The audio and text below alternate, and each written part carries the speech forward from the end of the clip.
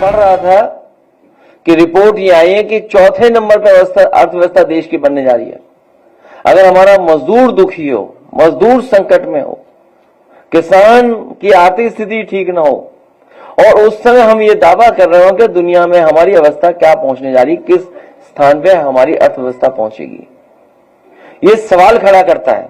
इसलिए मैं मजदूर भाइयों की समस्याओं का जो आज इन्होंने एक पॉलिटिकल चार्ट बनाया है, पॉलिटिकल कैलेंडर बनाया है, उसके तहत हमारे मजदूर सभा के लोग काम करेंगे और भविष्य में जो समाजवादी पार्टी की लड़ाई है उसमें मजदूर भाइयों का और खासकर समाजवादी मजदूर संगठन का बहुत बड़ा योगदान होने जा रहा है।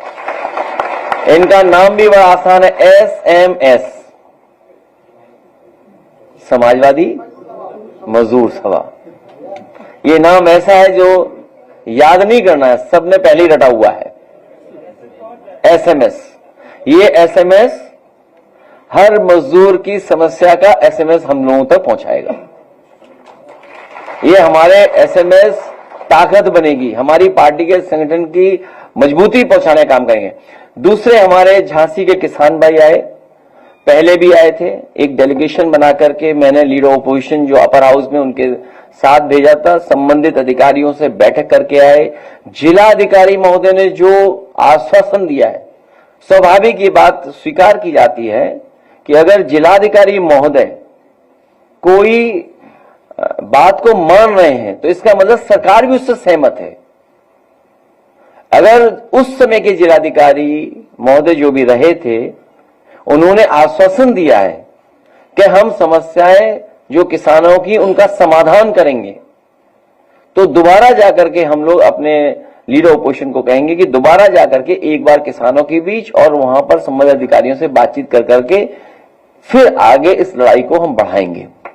और अगर ये सरकार ने फैसला लिया है कुछ कैबिनेट्स में जो हमारी जानकारी में नहीं है, लेकिन हम किसानों के लिए ये जो झांसी के किसान या उत्तर प्रदेश के अलग अलग जगह के किसानों को जो विकास के लिए, उद्योग के लिए, कारोबार के लिए जमीन छीनी जा रही है, समाजवादी पार्टी की मांग है कि उनको बाजार भाव मिलना चाहिए, बाजार की कीमत मिलनी चाहिए, जो मार्केट प्राइस है वो मिलना चाहिए, और दबाव बना करके किसी भी सहमति के कागज पर दस्तखत नहीं कराने चाहिए। हमारे किसान भाई कई बार नहीं समझ पाते हैं, उन्हें समझाया कुछ जाता है और कहा जाता है कि इस कागज पे दस्तखत कर दो, और जब एक बार दस्तखत हो जाते हैं तो उसके बाद उनके पास कोई अधिकार नहीं बचता है। जब लैंड एक्विजिशन एक्ट है और हम और आप सब ये मानते हैं कि हमें किसानों के साथ खड़े रहना है, किसानों को लाभ पहुंचाना है, तो सर्किल रेट बढ़ा करके जो 4 गुना मुआवजा है या मार्केट वैल्यू है, मार्केट वैल्यू के हिसाब से उनको मिलना चाहिए। और जिन किसानों के नाम पर जमीन दर्ज नहीं है, क्योंकि सरकार ने ही उन्हें जमीन दी है जब स्थापित हुए हैं, तो और अगर सरकार ने ही विस्थापित किया है, पहले भी उनकी जमीन ली जा चुकी है और फिर जमीन ली जा रही है। ये सच है कि जमीन की मारामारी है, इसीलिए Bharatiya Janata party land acquisition act ला रही थी, ऐसा कानून ला रही थी कि हमारे किसानों की जमीन छीन जाए। आज भी भारतीय जनता पार्टी के लोग ही जमीन छीन रहे हैं। जितनी जमीन है वो एक्सपेंड नहीं हो सकती है, जो जमीन है वो उतनी ही रहेगी। जैसा हमारे नेताजी के नाम के नामारासी राजपूत जी ने बताया कि एक परिवार को एक समय पर 5 एकड़ जमीन मिली थी, भाइयों के बंटवारा, उनके बेटों के बंटवारे के बाद जमीन उनके हाथ में कुछ है ही नहीं। ये एक परिवार की कहानी नहीं है, पूरे देश के तमाम परिवारों की यही कहानी है। और इसलिए भी ये संकट का समय, क्योंकि जमीन एक्सपेंड नहीं हो सकती। जो इंफ्रास्ट्रक्चर बन रहा है, जो विकास हो रहा है, उससे जमीन और कम होती जा रही है। आप लोगों को याद होगा, नेताजी हमेशा कहते थे कि जमीन सिकुड़ रही है, जितनी सड़कें बनेंगी, जितना इंफ्रास्ट्रक्चर काम होगा, हमारी जमीनें उतनी कम हो जाएंगी। कभी किसी ने पुराना लखनऊ देखा होगा तो लखनऊ छोटा सा शहर रहा होगा, जहां से ये लोग चलकर गए बबीना।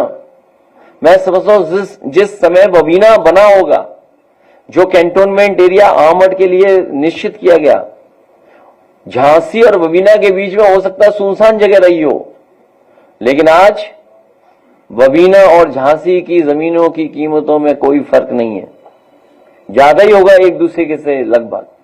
इसलिए हमारे किसानों के साथ धोखा न हो। झांसी के किसानों की हम मदद करना चाहते हैं। हम चाहते हैं किसानों को मार्केट प्राइस पैसा मिला जाए। और भारतीय जनता पार्टी को याद रखना चाहिए, भगवान प्रभु श्री राम जी की धरती पर जो उन्होंने भेदभाव किया था, उसी की वजह से भगवान श्री राम जी ने उनको चुनाव वहां से हरवा दिया था। अयोध्या के लोगों की, गरीबों की जमीनें भारतीय जनता पार्टी के लोगों ने छीनी थी, लूट की थी, उसमें मुनाफा कारोबार करने का काम किया था। उसी का परिणाम यह हुआ कि प्रभु श्री राम जी ने भारतीय जनता पार्टी को अयोध्या की धरती से हरा दिया था और पूरे देश में एक संदेश दिया था कि कम्युनल पॉलिटिक्स का अंत होगा, कम्युनल पॉलिटिक्स और आगे नहीं बढ़ सकती है। झांसी के लोग, किसान भाइयों से भी कहूंगा, इन भारतीय जनता पार्टी को सबक सिखाएं, पूरे बुंदेलखंड के लोग सबक सिखाएं, क्योंकि वहां पर जा जाकर के भारतीय जनता पार्टी ने झूठ बोला है। मिसाइल बनाएंगे, फाइटर पायलट, वो फाइटर एयरक्राफ्ट बनाएंगे। आज अगर गोला बारूद, तोप, गोली, बंदूक बन गई होती तो हमें बाहर से नहीं मंगाना पड़ता कुछ भी। हमारे बुंदेलखंड में मिसाइलें बन गई होती तो हमें रशिया से मिसाइल नहीं मंगानी पड़ती, दूसरे देशों की तरफ नहीं देखना पड़ता। बताओ कब कहा था कि हम मिसाइल्स बनाएंगे, आप याद कीजिए। लेकिन सुनने में आया है कि वो होम मिनिस्ट्री से कोई एक आया है चिट्ठी कि अब कोई बात नहीं कर सकता है डिफेंस को लेकर के, इसलिए हम अपने शब्द वापस ले रहे हैं। लेकिन भारतीय जनता पार्टी ने वादा यह किया था कि हम मिसाइल्स बनाएंगे, तोप बनाएंगे, टैंक बनाएंगे, राइफलें बनाएंगे, SLR बनाएंगे, मशीन गन्स बनाएंगे, न जाने क्या क्या बनाएंगे। लेकिन सुनने में आ रहा है झांसी में या बुंदेलखंड में कहीं भी सुतली का बम भी नहीं बनाया इन्होंने, और जमीन ले ली किसानों की। इसलिए इन किसानों के साथ धोखा ना हो, इन किसानों के साथ बेईमानी ना हो। हम अपने किसान भाइयों को हम कहते हैं, समाजवादी सरकार बनवाइए, मार्केट प्राइस से आपको मुआवजा दिलाने का काम करेंगे और सरकार के किसी कागज पे दस्तखत न करें, सरकार के किसी कागज पे दस्तखत न करें। आज जब मैं सुबह सुबह उठा, सुबह ही सुबह 6:15 के बाद एक खबर आई कि आगरा में अमन यादव का इनकाउंटर कर दिया गया। जैसे ही मैं उठा और कुछ देर बाद वो फ्लैश होना शुरू हो गई न्यूज, तो पता नहीं क्या मेरे मन में आया कि ये असली इनकाउंटर नहीं है, ये फेक इनकाउंटर है। तभी देखा मैंने कि आगरा से कार्यकर्ता का फोन आ रहा है। मैंने फोन उठा लिया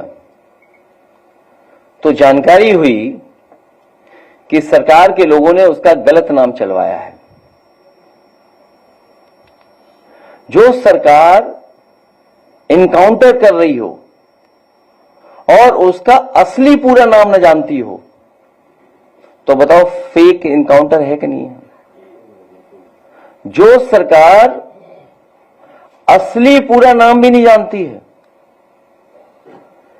ये जाति विशेष, खासकर हम सबको और खासकर समाजवादियों को, क्योंकि जैसा हमारे किसान भाई कह रहे थे, उन्हें पीड़ा है, जिसको पीड़ा है, तकलीफ है, उसके साथ पीडीए है, पीडीए है उनके साथ। जाति विशेष को बदनाम करने के लिए इन्होंने नाम जानबूझ करके चलवाया। जब मैंने वहां के लोकल पत्रकार साथियों से पूछवाया कि आखिरकार ये नाम क्यों लिखा गया, क्यों फ्लैश किया गया, तो उन्होंने कहा कि पुलिस के हैंडल पे ट्वीट किया गया था या मैसेज गया था मैंने तत्काल उससे कहा कि उस मैसेज की स्क्रीनशॉट मांगिए, तो उसके बाद उसने स्वीकार किया प्रेस के लोगों कि उसे मौखिक बताया गया था। पुलिस के किसी बड़े अधिकारी ने उसे ब्रीफ किया था पत्रकारों को। इस समाजवादी पार्टी की मांग है, जिसका असली नाम भी नहीं सरकार जानती है, पूरा नाम, ऐसे अधिकारी को तत्काल निलंबित करना चाहिए जो बदनाम करना चाहता है। ये आपराधिक कृत्य है। मुझे खुशी है इस बात की, यहां जितने चैनल अखबार वाले बैठे जिन्होंने पहले वो नाम फ्लैश किया था, उन सब ने वो नाम बदल दिया। मैं अपने प्रेस के साथियों का धन्यवाद देना चाहता हूं। नाम बदल दिया, इसका मतलब उन्हें पता है कि पीडीए की सरकार आ रही है। जैसे ही सूचना गई हमारे कार्यालय से, मैं अपने पत्रकार साथियों का विशेष धन्यवाद देता हूं कि जिन्होंने उस नाम में सुधार लाने का काम किया। बहुत महत्वपूर्ण एक संदेश अरविंद जी आपको सुनाएंगे। उसके चाचा और हम दोनों मौजूद हैं आपके सवालों को लेने के लिए।